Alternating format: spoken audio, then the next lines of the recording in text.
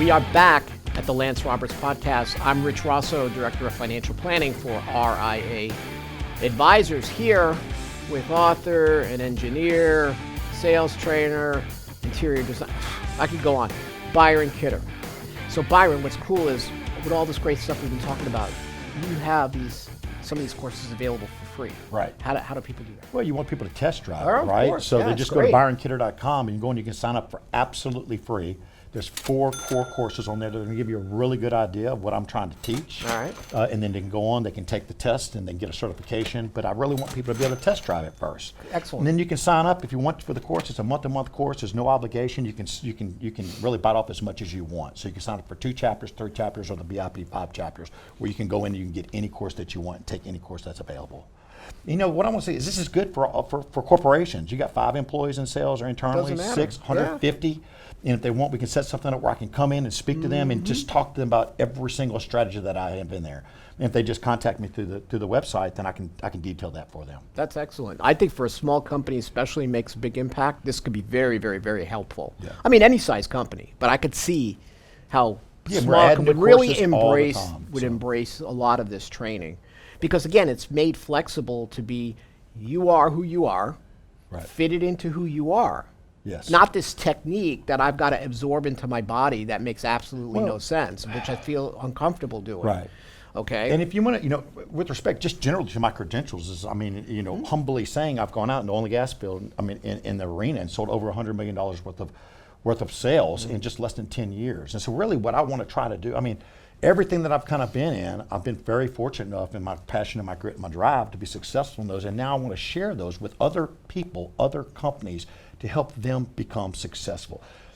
This is what I love, right?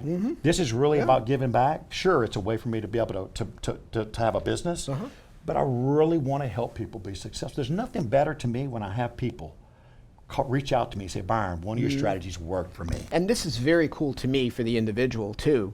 Even just kids that are starting out after college and they want to go into a career, it's how they develop this likability and the ability to communicate, which has more to do, well, let's go into some of the actual concrete tips, because you have this communication and fastidiousness. Right. Look, I said that right. Yeah. Is how do you draft an email prop? I mean, I get emails all day, and I'm like, this is the worst email I've ever read.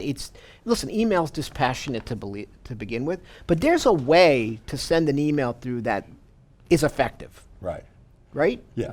So talk about, Well, because you number didn't one, talk so I'll about talk this in the about, communication so an easy process. differentiator is just simple. Look, one of the things that I thought I really did well was being readily available 24 hours a day, 7 days a week to my clients.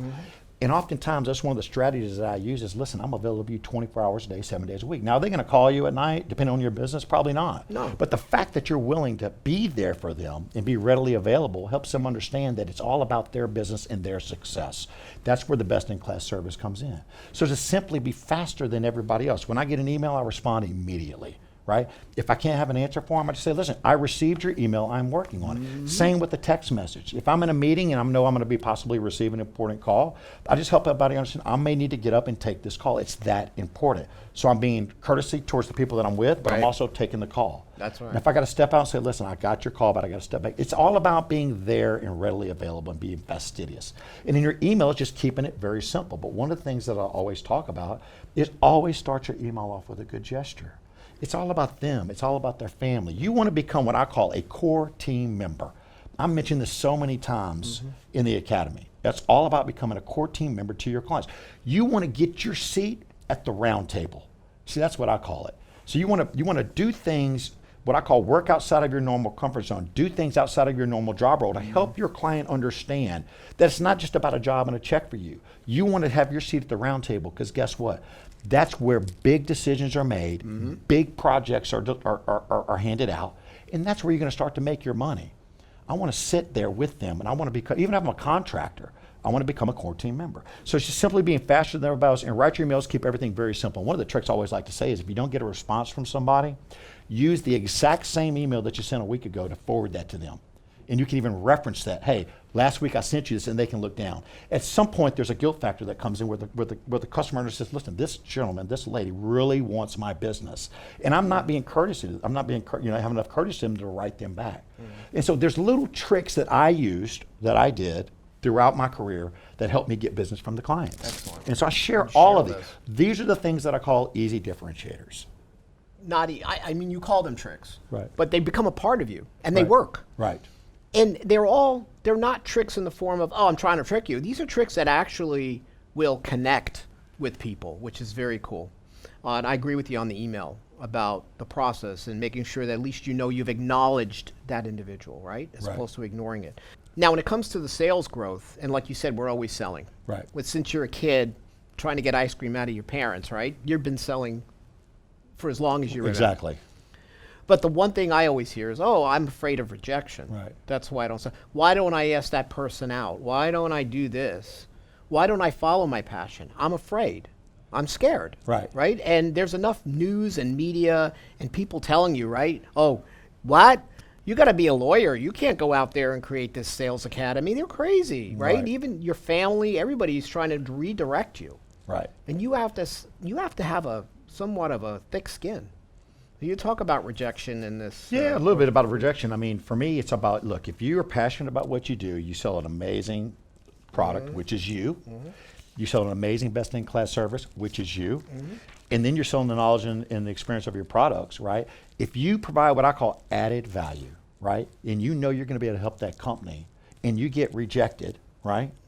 Don't give up, because you know that you're going to be able to provide and help that company in that business, right? And so one of the things I always try to tell people is, and I do this, and in the academy I talk about these little strategies that I used to use to be able to get in the door, right?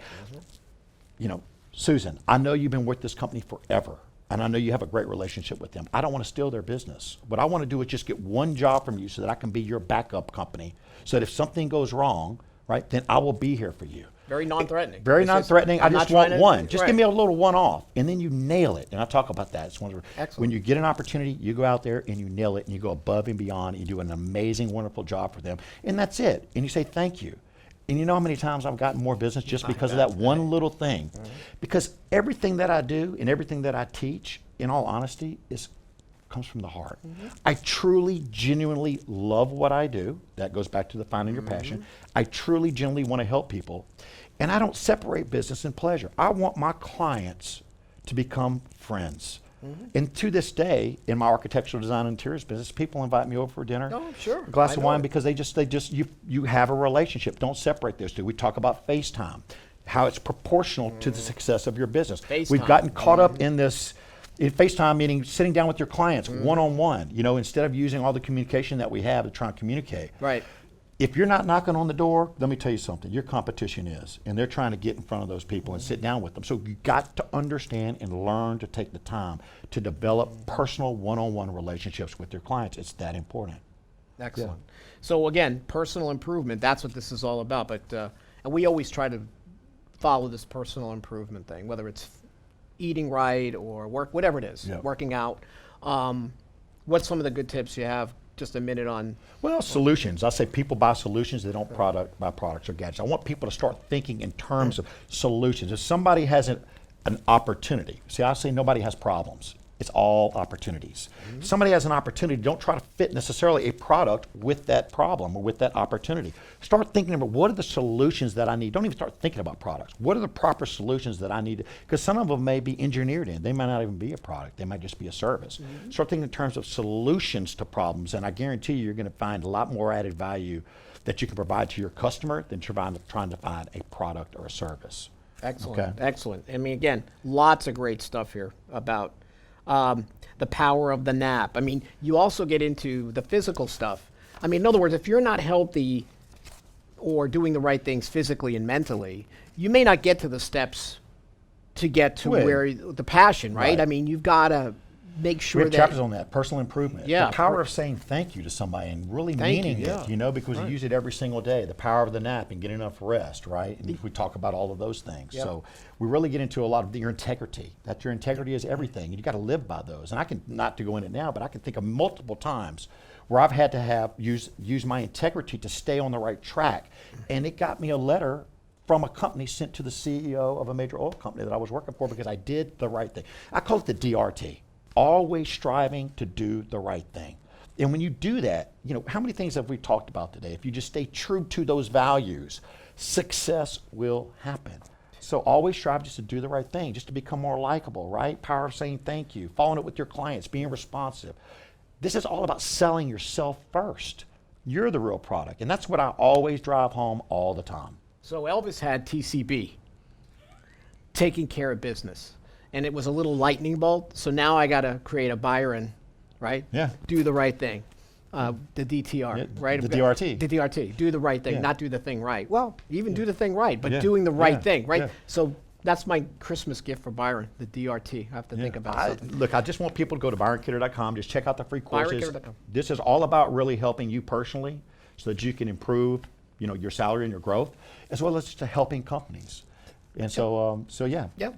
Well, this has been the Lance Roberts podcast, and I think you're going to get a lot out of this. Again, byronkidder.com. I'm Rich Rosso, Director of Financial Planning. Thanks for tuning in.